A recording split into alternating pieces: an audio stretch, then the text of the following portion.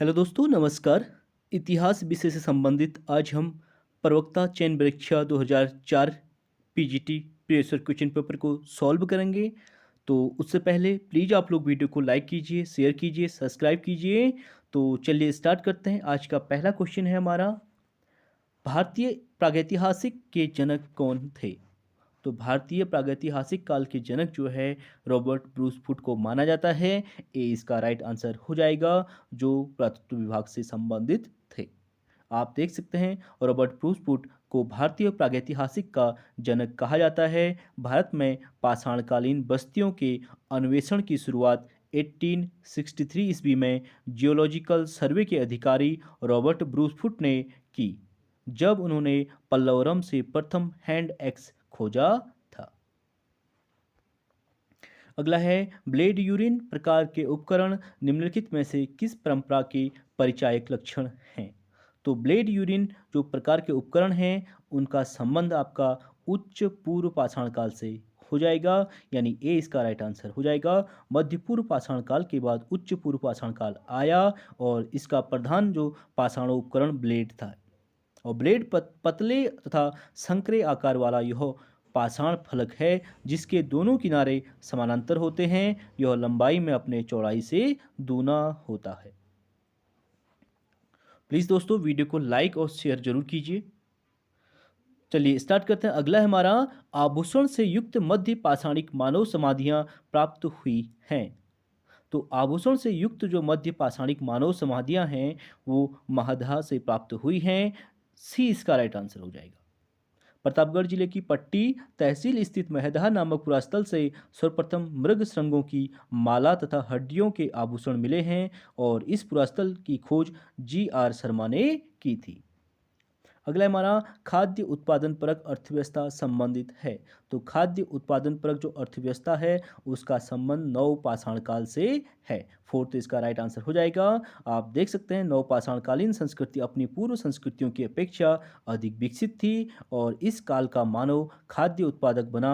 वह कृषि कर्म जानता था और पशुओं को भी पालता था। इस काल में मानव जो है खनाबदोश नहीं था, वह स्थायी निवास बनाता था। अगला है हमारा, गंगा घाटी में धान उत्पादन के प्राचीनतम प्रमाण किस स्थल से प्राप्त हुए हैं?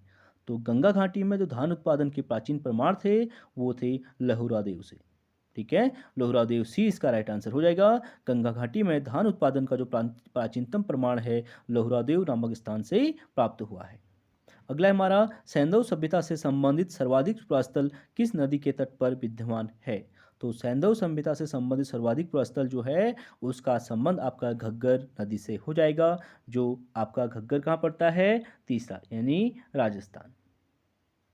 आप देख सकते हैं वर्तमान समय के उत्खनन तक लगभग 1400 पुरास्थल जो सैंधव सभ्यता से संबंधित हैं प्रकाश में आए थे। उनमें केवल 40 स्थल ही सिंधु और सहायक नदियों के प्रवाह क्षेत्र में स्थित हैं, जबकि 1100 बस्तियां विलुप्त सरस्वती और घग्गर नदी के तट पर खोजी गई हैं, जिससे यह स्पष्ट है कि सैंधव सभ्यता जो है सर्वाधिक सैंधव पुरास्थल जो है घग्गर नदी के तट पर स्थित है।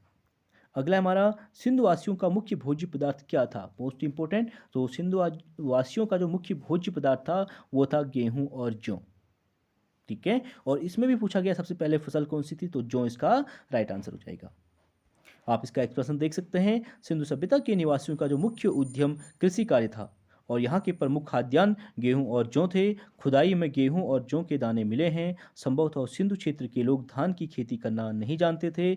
यद्यपि लोथल और रंगपुर से धान की भूसी मिली है जो निम्न कोटि की है और धान की खेती किए जाने का स्पष्ट प्रमाण जो है हुलास से मिलता है, किंतु यह उत्तरकालीन है। अगला हमारा, ऋग्वैदिक आर्यों की भाषा क्या थी? तो ऋग्वैदिक आर्यों की भाषा की बात करें तो उनकी भाषा संस्कृत थी। सी इसका राइट आंसर हो जाएगा। ऋग्वैदिक आर्यों की भाषा संस्कृत थी। अगला क्वेश्चन है, वैदिक शब्द ऋतु का आशय है।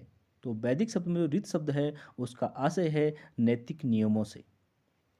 आप इसका एक्सप्लेनेशन देख सकते हैं। ऋग्वेद में धर्म शब्द यानी विधि लॉज के अर्थ में प्रयुक्त हुआ है और इसका संबंध नैतिकता से नहीं है। धर्म के अतिरिक्त दूसरा शब्द जो है रित मिलता है। सभी देवताओं का संबंध रित यानी विश्व के नैतिक और भौतिक व्यवस्था से माना गया है और रित का अर्थ होता है सत्य एवं एक अविनाशी सत्ता। अगला क्वेश्चन है हमारा, आर्य शब्द का शाब्दिक अर्थ है। तो आर्य शब्द का जो शाब्दिक अर्थ है वो है श्रेष्ठ। मोस्ट इंपोर्टेंट क्वेश्चन टीजीटी और पीजीटी में पूछा गया है बार बार। तो आर्य शब्द का जो शाब्दिक अर्थ है श्रेष्ठ शब्द। आर्य शब्द का श्रेष्ठ शब्द से अर्थ लिया जाता है, यानी आर्य संस्कृत भाषा का शब्द है और आर्य शब्द का शाब्दिक अर्थ श्रेष्ठ, उत्तम, अभिजाति और कुलीन होता है। अगला क्वेश्चन हमारा, ऋग्वेद के किस मंडल में चातुर्वर्ण की अवधारणा प्राप्त हुई थी है। तो ऋग्वेद का कौन सा मंडल है जिसमें चातुर्वर्ण की अवधारणा का प्रतिपादन हुआ है, वह है आपका 10वां मंडल। ठीक है, ऋग्वेद के 10वें मंडल के पुरुष सूक्त में चातुर्वर्णिक व्यवस्था का सर्वप्रथम उल्लेख मिलता है, जिसमें विराट पुरुष के मुख से ब्राह्मण, भुजा से राज्य, जंग से वैश्य और पैर से शूद्र। मुख से ब्राह्मण, भुजा से क्षत्रिय यानी राजन्य और जंघा से वैश्य और पैर से शूद्र जो है की उत्पत्ति बताई गई है। और देवता सोम का उल्लेख 9वें मंडल में है और लोकप्रिय गायत्री मंत्र यानी सावित्री का उल्लेख ऋग्वेद में ही है। और धातव्य है कि ऋग्वेद का 2 से 7वां मंडल प्रमाणिक है, यानी 2 से 7वां मंडल जो है प्रमाणिक है और शेष प्रक्षिप्त अर्थात जाली यानी बाद में जोड़ा गया माना जाता है। अगला हमारा, वैदिक कालीन देवताओं की संख्या थी। तो वैदिक काल में जो देवताओं की संख्या बताई गई है 33 बताई गई है। ठीक है, सी इसका राइट आंसर हो जाएगा। यास्क के निरुक्त शास्त्र में ऋग्वैदिक देवताओं की 33 कोटियां बताई गई हैं, जिनके विभाजन आकाश, अंतरिक्ष, ध्रुव स्थान एवं पृथ्वी के देवता के रूप में किया गया है। अगला है हमारा, महाभारत का मौलिक नाम था।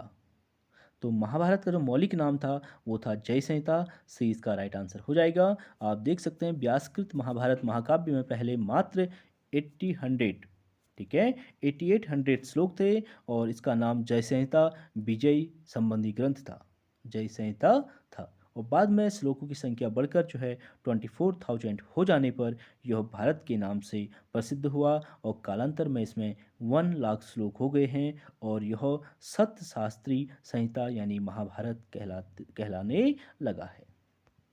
मोस्ट इंपोर्टेंट है। अगला क्वेश्चन है, गौतम बुद्ध द्वारा प्रथम प्रवचन कहाँ दिया गया था। तो गौतम बुद्ध के द्वारा पहली बार जो प्रवचन दिया गया था वो सारनाथ में दिया गया था। 4th इसका राइट आंसर हो जाएगा। आप देख सकते हैं गौतम बुद्ध को उरुवेला नामक स्थान पर पीपल वृक्ष के नीचे समाधि स्थ अवस्था में 49वें दिन ज्ञान प्राप्त हुआ था और वाराणसी के निकट सारनाथ में अपने 5 ब्राह्मण शिष्यों को पहली बार उपदेश दिया और पाली भाषा में यहीं उन्होंने संघ की भी स्थापना की। उनका प्रथम उपदेश धर्म चक्र प्रवर्तन कहलाता है। अगला है हमारा, पंच महाव्रत तथा त्रिरत्न किस धर्म से संबंधित है। तो पंच महाव्रत तथा त्रिरत्न का संबंध आपका जो है जैन धर्म से हो जाएगा, यानी दूसरा इसका राइट आंसर हो जाएगा। जैन धर्म में सांसारिक तृष्णा बंधन से मुक्ति को निर्वाण कहा गया है और कर्मफल से मुक्ति पाकर ही व्यक्ति निर्वाण की ओर अग्रसर हो सकता है। कर्मफल से मुक्ति त्रिरत्न का अनुशीलन आवश्यक है। त्रिरत्न में सम्यक दर्शन, सम्यक ज्ञान और सम्यक आचरण की बात की गई है और त्रिरत्न के अनुशीलन में आचरण पर विशेष बल दिया गया है। इसके लिए निम्न 5 महाव्रतों के पालन का विधान है, जिसमें अहिंसा, सत्य वचन, अस्तेय, अपरिग्रह और ब्रह्मचर्य की बात की गई है। अगला क्वेश्चन हमारा, जैन धर्म के प्रथम तीर्थंकर कौन थे। तो जैन धर्म के जो प्रथम तीर्थंकर थे वो थे ऋषभदेव। ठीक है, 4th इसका राइट आंसर हो जाएगा। आप इसमें देख सकते हैं जैन मत के अनुसार जैन धर्म के महान उपदेशक वर्धमान महावीर के पूर्व 23 और उपदेशक हुए जो तीर्थंकर कहलाते थे और जिसमें प्रथम ऋषभदेव या आदिनाथ और 23वें पार्श्वनाथ माने जाते हैं। अगला हमारा, जीवक किस राजा का राज्यवैद्य था। तो जीवक जो है बिंबिसार का राज्यवैद्य था।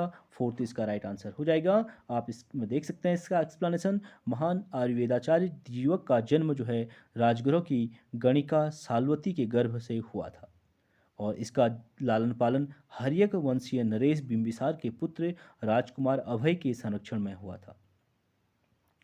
लालन पालन के पश्चात उसे अध्ययन के लिए तक्षशिला भेजा गया, जहां इसने आयुर्वेद का विशद अध्ययन किया। वहां से लौटने के पश्चात बिंबिसार ने इसे अपना राज्यवैद्य नियुक्त किया। किसी असाध्य रोग के निदान हेतु बुद्ध की सेवा में भेजा गया। उसके बाद यह बौद्ध अनुयायी हो गया। अगला हमारा, कालाशोक संबंधित है। तो कालाशोक का संबंध आपका किससे हो जाएगा? शिशुनाग वंश से। यानी दूसरा इसका राइट आंसर हो जाएगा।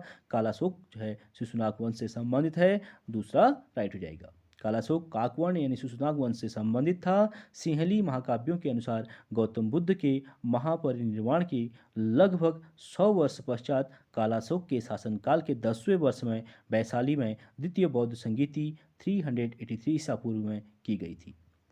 अगला है मौर्य वंश का प्रथम सम्राट था। तो मौर्य वंश का जो पहला सम्राट था वो चंद्रगुप्त मौर्य था, यानी ए इसका राइट आंसर हो जाएगा। आप देख सकते हैं मौर्य वंश का प्रथम सम्राट चंद्रगुप्त मौर्य 322 ईसा पूर्व यानी से 298 ईसा पूर्व था। और चंद्रगुप्त मौर्य ने अपने गुरु चाणक्य की सहायता से अंतिम नंद शासक धननंद को पराजित कर 25 वर्ष की आयु में मगध के राज सिंहासन पर आरूढ़ हुआ और ब्राह्मण साहित्य यानी पुराणादि चंद्रगुप्त मौर्य को शूद्र यानी कुलोत्पन्न कराते हैं, जबकि बौद्ध एवं जैन साहित्य में उसे क्षत्रिय कुलोत्पन्न बताया गया है। और मुद्रा राक्षस नाटक में उसके लिए ब्रसल यानी निम्न कुल उपनाम का प्रयोग किया गया है। ब्रसल का मतलब है निम्न कुल से। अगला क्वेश्चन है हमारा, किस ग्रंथ में चंद्रगुप्त मौर्य के लिए ब्रसल शब्द का प्रयोग किया गया है? तो कौन सा ग्रंथ है? मुद्रा राक्षस। किसने लिखी थी? कालिदास ने। चंद्रगुप्त मौर्य के लिए मुद्रा राक्षस नाटक में ब्रसल यानी निम्न कुल उपनाम का प्रयोग किया गया है। अगला क्वेश्चन हमारा, इंडिका किसकी रचित पुस्तक है? तो इंडिका का संबंध आपका मेगास्थनीज से हो जाएगा, तीसरा इसका राइट आंसर हो जाएगा। आप देख सकते हैं मेगास्थनीज जो है सेल्यूकस निकेटर के राजदूत के रूप में चंद्रगुप्त मौर्य के दरबार में 14 वर्षों तक रहा।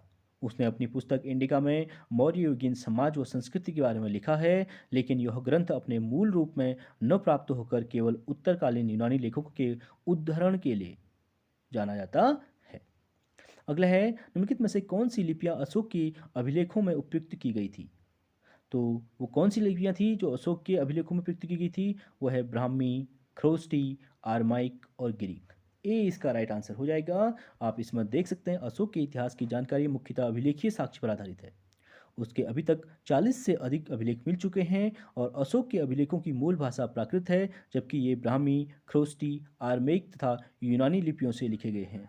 और सर्वप्रथम जेम्स प्रिंसप नामक विद्वान ने 1837 ईस्वी में इन अभिलेखों को पढ़ने में सफलता पाई थी। मोस्ट इंपोर्टेंट, इसे नोट डाउन कर सकते हैं। ये क्वेश्चन बहुत बार पूछा गया है कि जो अशोक के अभिलेखों को सबसे पहले किसने पढ़ा था, किसने रीड किया था? जेम्स प्रिंसप ने। और कब किया था? 1837। अगला क्वेश्चन है, अशोक के शासनकाल में आयोजित बौद्ध संगीति का अध्यक्ष कौन था? तो अशोक के शासनकाल में जो आयोजित बौद्ध संगीति थी उसके अध्यक्ष थे मोगली पुत्र तिस्य। फोर्थ इसका राइट आंसर हो जाएगा। तृतीय बौद्ध संगीति का आयोजन 251 ईसा पूर्व अशोक के शासनकाल में पाटलिपुत्र में मोगली पुत्र तिस्य, ठीक है, मोगली पुत्र तिस्य की अध्यक्षता में हुआ था और इस बौद्ध संगीति में अभिधम्म पिटक का संकलन किया गया। अगला क्वेश्चन है, मौर्य प्रशासन में खानों के अध्यक्ष को क्या कहा जाता था? तो मौर्य प्रशासन में जो खानों के अध्यक्ष को कहते थे वो कहते थे अकाराध्यक्ष, ठीक है, ए इसका राइट आंसर हो जाएगा। आप देख सकते हैं मौर्य प्रशासन में खानों के अध्यक्ष यानी खान अधीक्षक को अकाराध्यक्ष कहा जाता था। अकाराध्यक्ष टकसाल का अध्यक्ष होता था, सीताध्यक्ष कृषि का अध्यक्ष होता था और पत्वाध्यक्ष मापतौल का अध्यक्ष होता था तथा पर्णवाध्यक्ष व्यापार का अध्यक्ष होता था और लोहाध्यक्ष 14 खानों का अध्यक्ष होता था, जबकि सूनाध्यक्ष बूचड़ खाने का अधीक्षक होता था। अगला है, अशोक ने कलिंग राज्य पर कब आक्रमण किया?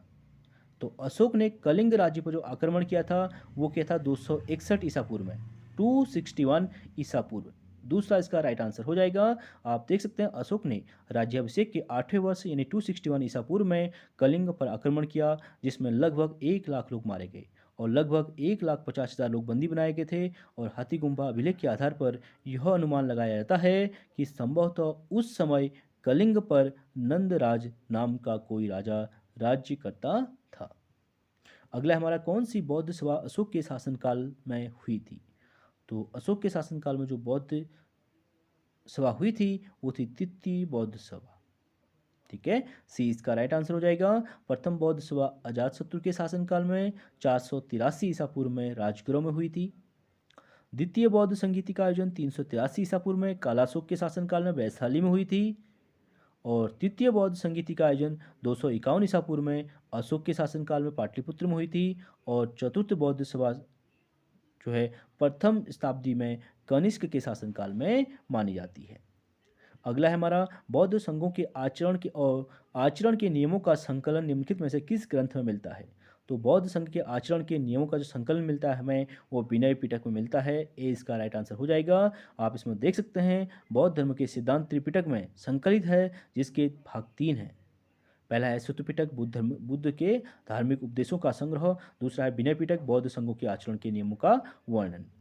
और तीसरा है आपका अभिधम्म पिटक अशोक के समय पाटलिपुत्र में आयोजित तृतीय बौद्ध संगीति में इन्हें लिपिबद्ध किया गया। इसमें दार्शनिक व्याख्या की गई थी।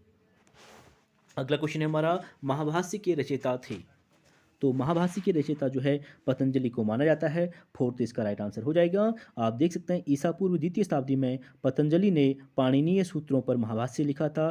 तात्पर्य है कि शुंग वंशीय शासक पुष्यमित्र द्वारा किए गए अश्वमेध यज्ञ के पुरोहित पतंजलि माने जाते हैं। अगला क्वेश्चन है हमारा बुद्ध चरित के लेखक हैं। तो बुद्ध चरित के लेखक कौन हो जाएंगे? अश्वघोष इसके राइट आंसर हो जाएगा, यानी सी।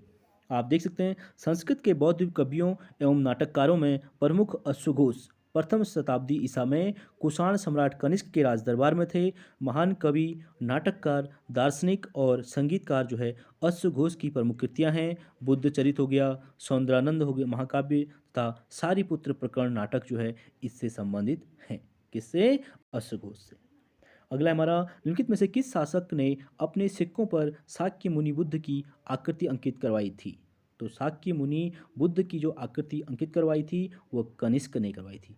सी इसका राइट आंसर हो जाएगा। आप देख सकते हैं कनिष्क बौद्ध धर्म का अनुयायी था। उसने अपने कुछ सिक्कों पर आभामंडल युक्त खड़ी मुद्रा में बुद्ध की प्रतिमा तथा नीचे यूनानी लिपि में बोडो यानी बुद्ध खुदा हुआ है। और कनिष्क के कुछ स्वर्ण ताम्र सिक्कों पर हिंदू देवी देवताओं की आकृतियां भी मिलती हैं। अगला क्वेश्चन हमारा किसने समुद्रगुप्त को भारत का नेपोलियन कहा है? तो समुद्रगुप्त को भारत का नेपोलियन कहा है डॉक्टर वी.ए. स्मिथ के द्वारा। दूसरा इसका राइट आंसर हो जाएगा। आप देख सकते हैं चंद्रगुप्त प्रथम ने समुद्रगुप्त 335 से 380 ईसा ईस्वी को अपना उत्तराधिकारी नियुक्त किया। और समुद्रगुप्त की विजयों को देखते हुए डॉक्टर बी.ए. स्मिथ ने इसे भारत का नेपोलियन कहा। और इलाहाबाद प्रशस्ति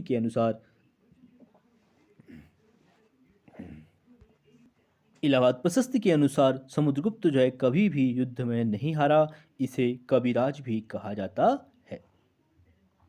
यानी समुद्रगुप्त को 100 विजयों का विजेता भी, 100 युद्धों का विजेता भी के नाम से भी जाना जाता है। अगला है हमारा गुप्त संवत 319 से 20 को प्रारंभ करने का श्रेय किसे दिया जाता है?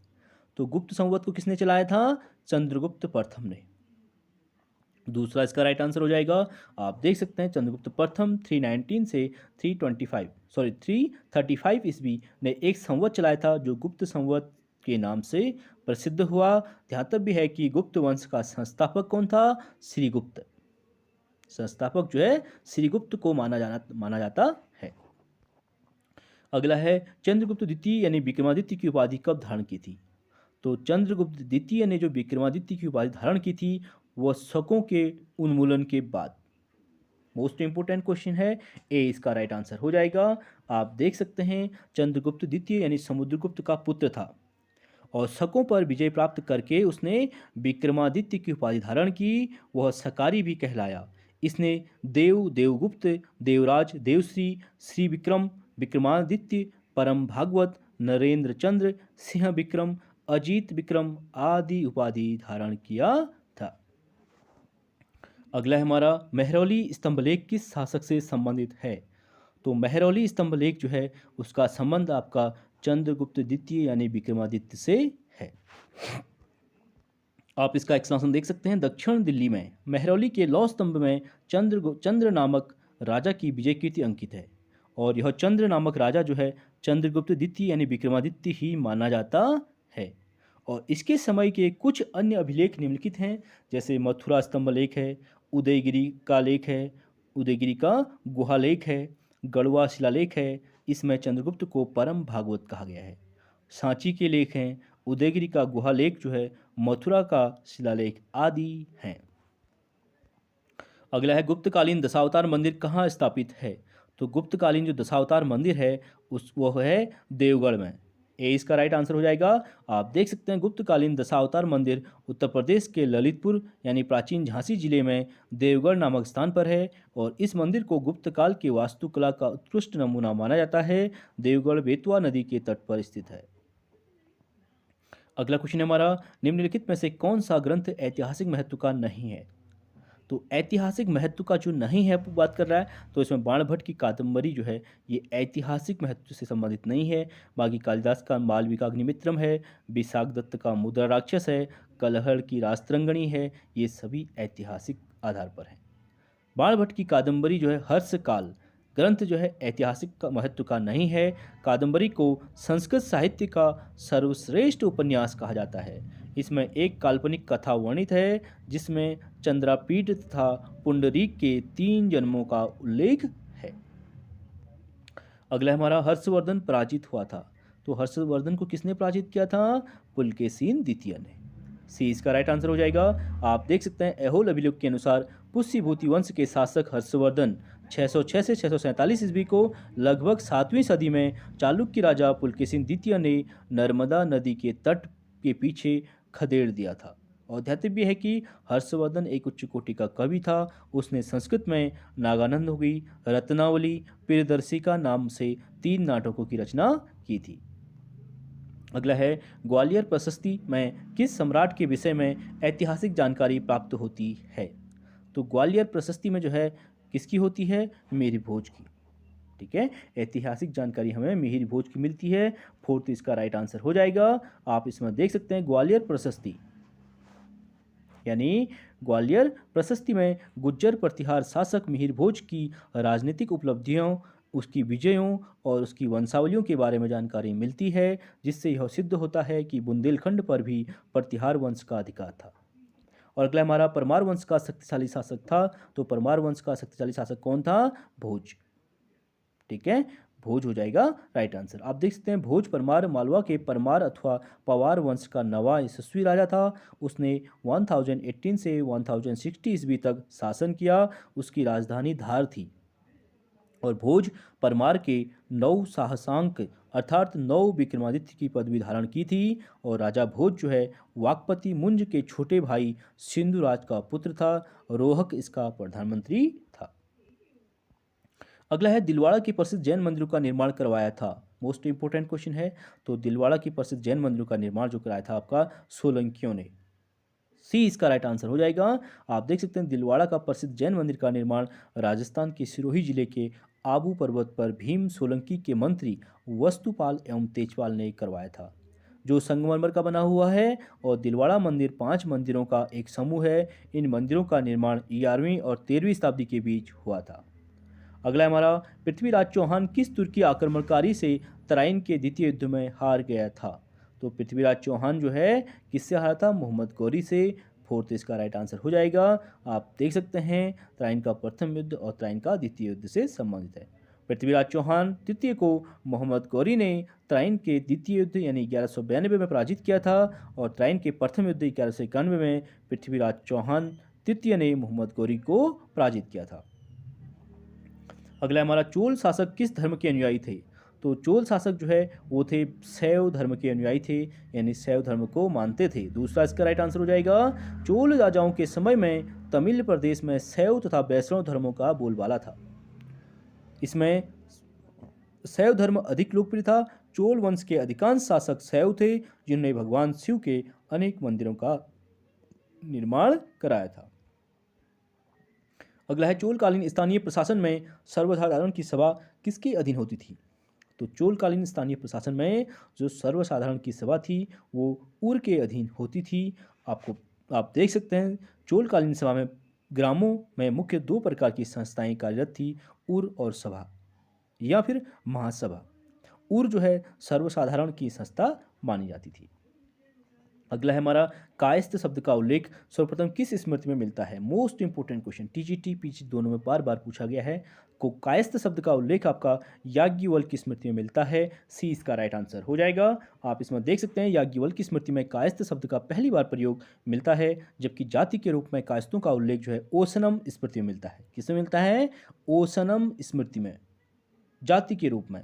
और याज्ञवल्क्य की स्मृति से ही स्त्रियों को सर्वप्रथम संपत्ति का अधिकार प्रदान किया गया। इसने ही विधवा को समस्त उत्तराधिकारियों में प्रथम स्थान दिया है। अगला है हमारा निम्नलिखित में से त्रिपक्षीय संघर्ष में कौन से राजवंश सम्मिलित थे? Most important. तो त्रिपक्षीय संघर्ष में कौन से राजवंश सम्मिलित थे बोल रहा है, तो इसका फोर्थ राइट आंसर हो जाएगा पाल, प्रतिहार और राष्ट्रकूट। ये तीनों वंशों में त्रिपक्षीय संघर्ष हुआ था, जो लगभग 200 वर्षों तक ये युद्ध चला था। ठीक है, 200 वर्षों तक युद्ध माना जाता है। 8वीं शताब्दी के मध्य भारत में तीनों कोनों में 3 शक्तिशाली राजवंशों का उदय हुआ।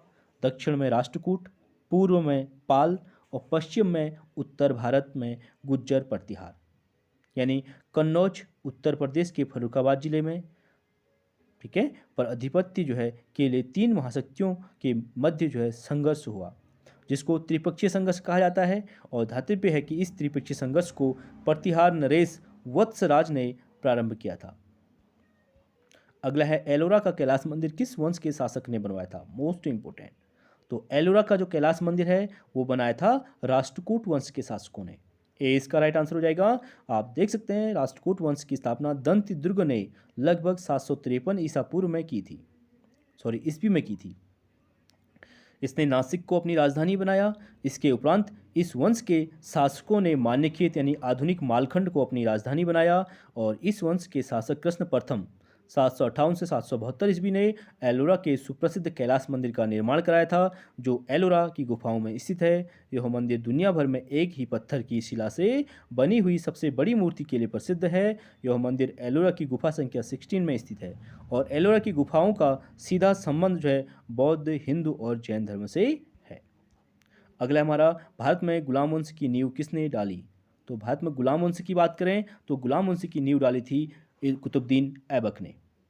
ठीक है, दूसरा इसका राइट आंसर हो जाएगा जो मोहम्मद गौरी के साथ भारत आया था। आप देख सकते हैं 1206 ईस्वी में मोहम्मद गौरी की खोखरों द्वारा हत्या कर दी गई थी। और उसकी मृत्यु के उपरांत कुतुबुद्दीन ऐबक ने भारत में गुलाम वंश की नींव डाली थी। उसने दिल्ली के स्थान पर लाहौर को अपनी राजधानी बनाया था तथा सुल्तान की जो उपाधि है नहीं ग्रहण की और मात्र मलिक या सिपह सालार की उपाधि धारण की थी। मोस्ट इंपोर्टेंट, ये भी क्वेश्चन पूछे गए। मलिक या सिपह सालार की उपाधि किसने धारण की थी? कुतुबुद्दीन ऐबक ने। और वहीं इसके बाद जो शासक आते हैं इल्तुतमिश, उन्होंने जो है लाहौर के स्थान पर दिल्ली को अपनी राजधानी बनाया। और दिल्ली सल्तनत का वास्तविक संस्थापक जो है इल्तुतमिश को कहा जाता है और उसने सुल्तान की उपाधि भी धारण की थी। अगला है हमारा अलाउद्दीन का वास्तविक नाम था। तो अलाउद्दीन का जो वास्तविक नाम है वह है हसन गंगू। दूसरा इसका राइट आंसर हो जाएगा।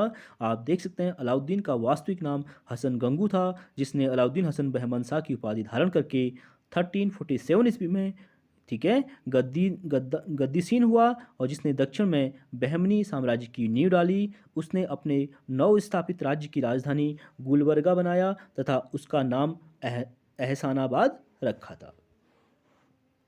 अगला हमारा अहमदनगर राज्य का संस्थापक था। तो अहमदनगर जो राज्य है उसका संस्थापक मलिक अहमद था। दूसरा इसका राइट आंसर हो जाएगा मलिक अहमद। आप देख सकते हैं अहमदनगर राज्य का वास्तविक संस्थापक मलिक अहमद था। उसने 1490 ईस्वी में बहमनी राज्य से अपनी स्वतंत्रता घोषित करके निजाम शाही वंश की स्थापना की। मलिक अहमद ने अहमदनगर राज्य की स्थापना कर उसे अपनी राजधानी बनाया तथा निजामुल मुल्क की उपाधि धारण की थी।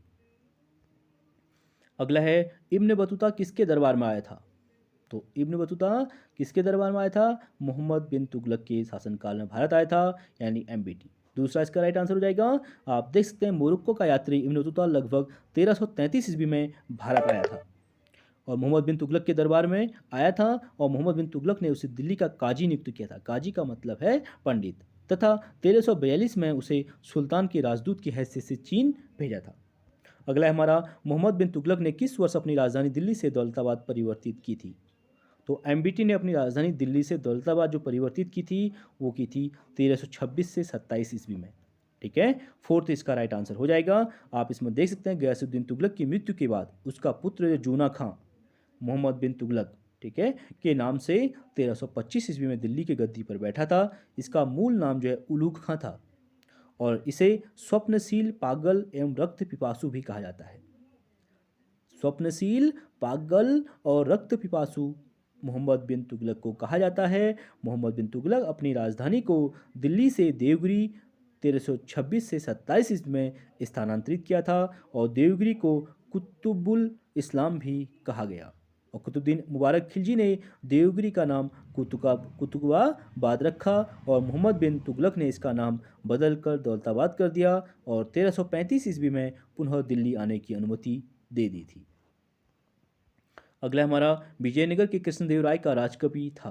तो विजयनगर के कृष्णदेव का जो राजकवि था वो था अलसनी पेदन्ना, ठीक है, दूसरा इसका राइट आंसर हो जाएगा। आप इसमें देख सकते हैं कृष्णदेव राय स्वयं एक महान विद्वान एवं कवि था। उसने तेलुगु भाषा में आमुक्त माल्यदा नामक कविता लिखी। उसके राज दरबार में अनेक साहित्यकारों को संरक्षण प्राप्त था जिसमें तेलुगु कवि अलसानी पड्डना यानी अलसनी पेदना राजकवि था। अगला हमारा ईरानी त्योहार नौरोज का प्रचलन किसने प्रारंभ किया था? तो ईरानी त्योहार नौरोज है उसका प्रारंभ किया था आपका बलबन ने, ठीक है, फोर्थ इसका राइट आंसर हो जाएगा। इंपॉर्टेंट क्वेश्चन है, पूछा गया है टीजीटी पीजी दोनों में। आप इसमें देख सकते हैं ईरानी त्योहार नौरोज का प्रचलन जो है बलबन ने 1265 से 1287 किया था। दातव्य की बलबन ने सिजदा एवं पौबोस सम्राट के सम्मुख झुककर उसके पैरों को चूमना, सिजदा एवं पौबोस जो प्रथा को अपने दरबार में शुरू करवाया था। यह मूल तो ईरानी थी और इसे गैर इस्लामी समझा जाता था। अगला हमारा मृत्यु के उपरांत कुतुबुद्दीन ऐबक को दफनाया गया था। तो मृत्यु के उपरांत कुतुबुद्दीन ऐबक को कहाँ दफनाया गया था? लाहौर में दफनाया गया था, जहाँ से उसने अपना शासन किया था भाई। सी इसका राइट आंसर हो जाएगा। आप देख सकते हैं कुतुबुद्दीन ऐबक 1206 से 1210 तक की मृत्यु चौगान यानी पोलो खेलते समय घोड़े से गिरने के कारण हो गई थी। मोस्ट इंपोर्टेंट क्वेश्चन यहाँ से भी क्वेश्चन पूछा गया है, वह दिल्ली सल्तनत का वह कौन सा शासक है जिसकी चौगान खेलते हुए यानी पोलो खेल या चौगान खेलते हुए वही घोड़े से गिरकर हुई थी और मृत्यु के पश्चात इसे लाहौर में दफनाया गया। जहाँ तक भी है कि कुतुबुद्दीन ऐबक की राजधानी भी लाहौर ही थी और ऐबक एक तुर्की शब्द, ठीक है जिसका अर्थ होता है चंद्रमा का देवता। ऐबक को कुरान खां भी कहा गया है क्योंकि उसे कुरान पढ़ने का शौक था। अगला है हमारा भारत में तुगलक वंश का संस्थापक कौन था? तो तुगलक वंश का संस्थापक आपका गयासुद्दीन तुगलक था। दूसरा इसका राइट आंसर हो जाएगा। तुगलक वंश सल्तनत का एक राजवंश था जिसने 1320 से लेकर 1414 ईस्वी तक दिल्ली की सत्ता पर राज किया था और सबसे लंबा यही शासन रहा था तुगलक वंश। और तुगलक वंश की स्थापना गयासुद्दीन तुगलक ने किया था। यह गाजी मलिक या तुगलक गाजी या फिर गयासुद्दीन तुगलक 1320 से 1325 के नाम से 8 सितंबर 1320 को दिल्ली के शासन पर बैठा था। इसने कुल 29 बार मंगोल आक्रमण को विफल किया।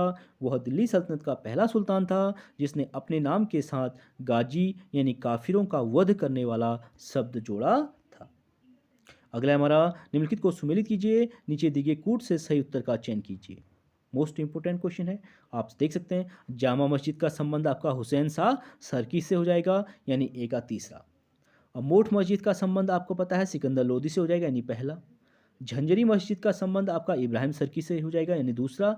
और हजार सितून का जो महल है, ठीक है, हजार सितून का महल का संबंध आपका जो है अलाउद्दीन खिलजी से हो जाएगा। और कुतुब उल इस्लाम का संबंध आपका किससे हो जाएगा? कुतुबुद्दीन ऐबक से, यानी तीसरा इसका राइट आंसर हो जाएगा। आप इसका एक्सप्रेशन देख सकते हैं। झंझरी मस्जिद, यह मस्जिद जौनपुर में गोमती के दाहिने किनारे स्थित है। इसको इब्राहिम शाह सरकी ने अटाला तथा खालिस मोहल्लिस मस्जिद के समय बनवाया था। यह सिपाह मोहल्ला खुद इब्राहिम शाह सरकी ने बसाया था।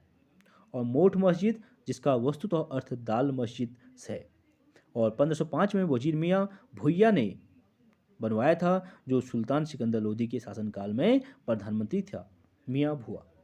अगला हमारा जामा मस्जिद जौनपुर की इस सबसे विशाल मस्जिद का निर्माण हुसैन शाह ने 1458 से 78 ईस्वी के बीच करवाया था और प्रार्थना कक्ष के अंदरूनी हिस्से में एक ऊंचा और आकर्षक गुंबद बना हुआ है। हजार सितून महल की बात करें तो अलाउद्दीन खिलजी का मूल नाम अली गुरसब था। इसके शासनकाल में सिरी का किला, हजार सितून महल, हौज इलाही, हौज खास, वर्ताकार अलाई दरवाज़ा और कुश के शिकार का निर्माण हुआ था। और कुब्बतुल इस्लाम कुतुबुद्दीन ऐबक दिल्ली सल्तनत का पहला सुल्तान एवं गुलाम वंश का संस्थापक था। इसने दिल्ली में कुतुबुल इस्लाम यानी विष्णु मंदिर के स्थान पर, ठीक है, इसको तोड़कर ता अजमेर में 2.5 दिन का झोपड़ा जो संस्कृत विद्यालय के स्थान पर नाम की मस्जिदों का करवाया था। इनको तोड़कर मस्जिदों का निर्माण कराया था। अगला है सन 1336 ईस्वी में दक्षिण भारत में विजयनगर की स्थापना किसने की थी? तो विजयनगर की स्थापना 1336 ईस्वी में हरिहर और बुक्का नामक 2 भाइयों के द्वारा की गई थी। दूसरा इसका राइट आंसर हो जाएगा। आप देख सकते हैं संगम के 5 पुत्रों में से हरिहर और बुक्का ने तुंगभद्रा के दक्षिणी तट पर विजयनगर राज्य की नींव डाली। वर्तमान में जिसकी राजधानी जो है विजयनगर की पहचान हम्पी नामक स्थल खंडों के खंडहरों से की जाती है, जिसे अब विश्व विरासत संरक्षण के अंतर्गत यूनेस्को द्वारा सम्मिलित कर लिया गया है। अगला है हमारा वीदर का संस्थापक था। तो वीदर का संस्थापक कौन है? अली बरीद। वीदर के वरीद शाही वंश की स्थापना अमीर अली वरीद ने की थी। इसे दक्कन की लोमड़ी के नाम से भी जाना जाता है। अगला है मलिक कफूर एक योग्य सेनानायक किस शासक के अधीन कार्यरत था? तो मालिक कफूर जो है एक योग्य सेनानायक, वो था आपका अलाउद्दीन खिलजी के अधीन। सी इसका राइट आंसर हो जाएगा। 1297 ईस्वी में अलाउद्दीन खिलजी ने गुजरात के हिंदू राज्य को जीतने के लिए एक सेना भेजी। उस समय वहाँ का राजा राय कर्णदेव द्वितीय था और अलाउद्दीन की सेना राजा कर्णदेव द्वितीय को पराजित कर वहाँ से बहुत सा धन व एक गुलाम मलिक कफूर को लेकर लौटी थी और अलाउद्दीन मलिक कफूर की योग्यता से प्रभावित था। उसने उसे मलिक नायब की उपाधि दी थी। अगला है हमारा बाजार नियंत्रण पद्धति किस शासक की देन है? तो बाजार नियंत्रण पद्धति आपको पता है, मोस्ट इंपोर्टेंट क्वेश्चन है, ये अलाउद्दीन खिलजी के शासनकाल से संबंधित है। बाजार नियंत्रण पद्धति जो है खिलजी वंशी शासक अलाउद्दीन खिलजी 1296 से 1316 उपाधि सिकंदर द्वितीय की देन है। यानी अलाउद्दीन खिलजी की जो उपाधि कौन सी थी? सिकंदर द्वितीय की। अगला है हमारा सिराज ऑफ द ईस्ट किस शहर को कहा जाता है? Most important question. तो सिराज ऑफ द ईस्ट जो है आपका जौनपुर को कहा जाता है। फोर्थ इसका राइट आंसर हो जाएगा। आप देख सकते हैं 1394 ईस्वी में फिरोज तुगलक के एक सरदार मलिक सरवर हिजड़ा, ठीक है, ने जौनपुर में एक स्वतंत्र सरकी राज्य की स्थापना की थी, जिसकी उपाधि मलिक उस सर्क यानी पूर्व का स्वामी की थी। और अपनी साहित्यिक एवं कलात्मक उन्नति के कारण जौनपुर को भारत का सिराज कहा जाता है। तो चलिए फ्रेंड्स, आज के लिए इतना ही। आई होप आप लोगों को वीडियो पसंद आई होगी। प्लीज़ वीडियो को लाइक, शेयर और सब्सक्राइब जरूर करें। तो आगे आगे हम नेक्स्ट पार्ट में करेंगे। Thank you so much.